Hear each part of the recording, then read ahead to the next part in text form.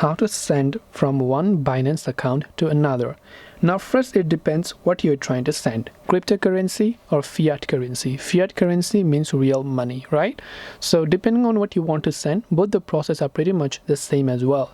So first we open the Binance application and we make sure that we log into our account. Now here, let's say you have got a certain crypto or you have got certain fiat currency. To send this to other wallet or anything like that, go to the wallets tab from the bottom right.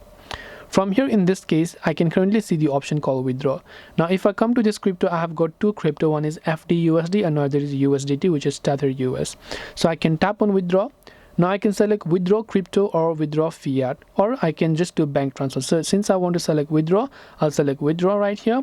I'll select the currency that I want to send, and I can see send via crypto network. So I simply need to paste the address to which wallet that I want to send that particular cryptocurrency to. Then after that, confirm the transactions and it will be successfully sent. This way I will be able to go ahead and then send from one Binance account to another. I hope this video helped you. If you have any questions, feel free to leave them down. Thank you for watching and see you in the next video.